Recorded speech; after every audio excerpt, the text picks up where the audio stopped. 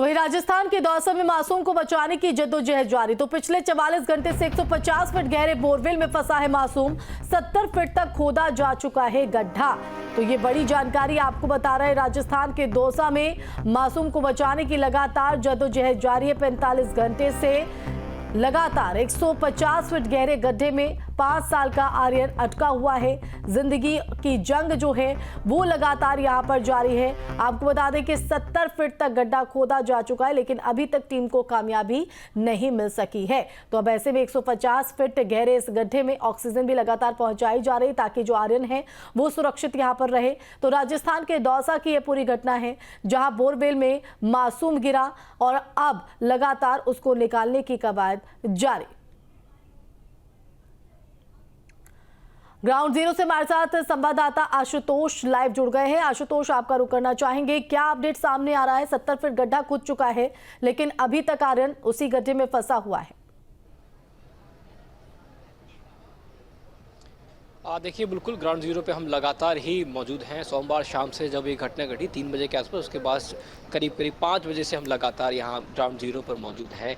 40 घंटे से ज़्यादा वक्त हो चुका है रेस्क्यू ऑपरेशन को, लेकिन अभी तक सफलता नहीं मिली। इस दौरान करीब 5 से 6 ऐसे प्रयास किए गए जिनको देसी प्रयास कहा जा सकता है, जो SDRF के NDRF के जो देसी टेक्निक्स होती है उनका इस्तेमाल किया गया। आपको हम समझाने की कोशिश करें कि फ़िलहाल NDRF की टीम लगातार जो मॉनिटर लगा रखा है, स्क्रीन लगा रखी है, उसमें अपडेट्स देख रही हैं, लेकिन इस तमाम जो प्रयास है वो काम नहीं है। अब ठीक पास में आप एक गहरा गड्ढा आप देख रहे होंगे। ये गड्ढा 150 फीट के आसपास तक जाएगा और इसके लिए पाइलिंग मशीन, एक मशीन मैं आपको दिखाता हूँ। ये पाइलिंग मशीन है, तस्वीर में आप देख रहे हैं। ये देर रात करीब 11 बजे के आसपास यहाँ पहुँची है। ये महज 4 से 5 फीट की दूरी पर जहाँ जो बोरवेल है, जिस बोरवेल में आयरन फंसा हुआ है पाइप के ऊपर, उसके ठीक 4 से 5 फीट की दूरी पर इसको किया है। और ये गड्ढा जब करीब उस दूरी तक पहुंच जाएगा जिस दूरी पर, जिस गहराई पर बच्चा फंसा हुआ, आयरन फंसा हुआ है, तो ठीक एक फर्मा है, एक पूरा जिसको हम कहते हैं एक नालेनुमा जो फर्मा होता है, उस फर्मे के जरिए जगह बनाई जाएगी, सुरंग बनाई जाएगी। उस टनल के जरिए उस जगह तक पहुंचा जाएगा जिस जगह पे आयरन फंसा हुआ है। लेकिन 40 घंटे से ज़्यादा वक्त हो चुका है। चिंताएं लगातार बढ़ती जा रही हैं क्योंकि बॉडी मूवमेंट किसी भी तरीके से बच्चे का देखने को नहीं मिल रहा है। आशुतोष, देखिए जैसे जैसे वक्त बढ़ रहा है, चुनौती भी बढ़ते हुए और चिंता भी लोगों की बढ़ते हुए, आर्यन को लेकर क्या जानकारी सामने आ रही है? उसकी सेहत कैसी है, कुछ पता चल पाया अभी तक? देखिए, जहाँ तक आयरन के हेल्थ पैरामीटर्स की अगर हम बात करते हैं तो जो डॉक्टर्स की यहाँ टीम मौजूद है, क्योंकि 2 एम्बुलेंस को यहाँ पे तैनात किया गया है, वो लगातार ये कह रहे हैं कि जब तक बच्चा बाहर नहीं आ जाता है, ये अपने आप में बहुत ज़्यादा जल्दबाजी होगा कहना है कि किस तरह के हालात रहते हैं। लेकिन क्योंकि समय बहुत ज़्यादा निकल चुका है, ऑक्सीजन सपोर्ट लगातार दिया जा रहा है, लेकिन क्योंकि देखिए बहुत गहराई में बच्चा फंसा हुआ था, तो मानसिक स्थिति पर एक फोबिया बच्चे को बहुत ज़्यादा हो जाता है।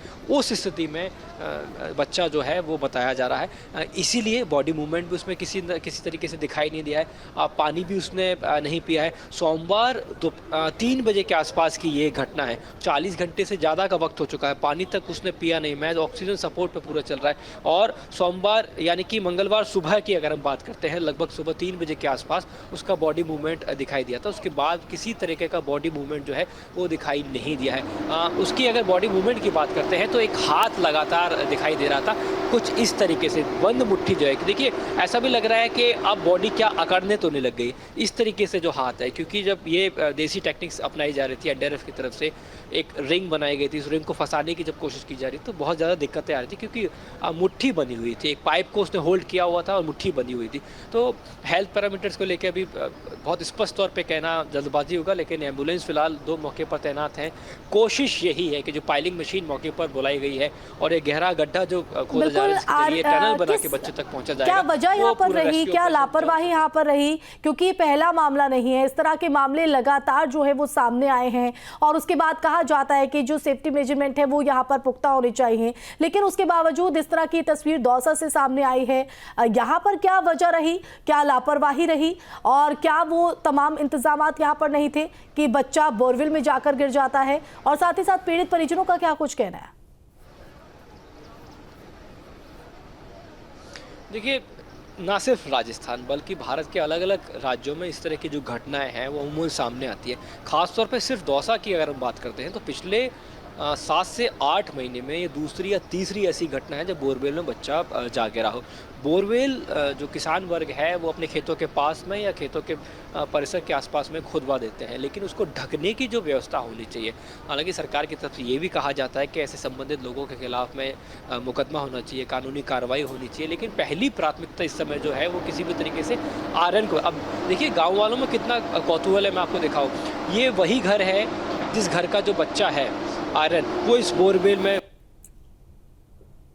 तमाम गांव की जो तमाम महिलाएं हैं, इस गांव वाले हैं, पुलिसकर्मी हैं, तो किसी भी तरीके से रोके हुए हैं। जिज्ञासा है, प्रार्थनाएं हैं, मन में सवाल हैं, बहुत सारी ऐसी बातें हैं जो तमाम इस सब। देखिए पूरी रात ये लोग यहाँ टिके रहे हैं और कहते हैं जो गांव के जो लोग होते हैं ना, एक से दूसरे के साथ में कंधे से कंधा जोड़ के रखते हैं। लेकिन फिलहाल वापस अगर हम विषय की बात करें तो वो ये कि कोशिश यही की जा रही है कि किसी भी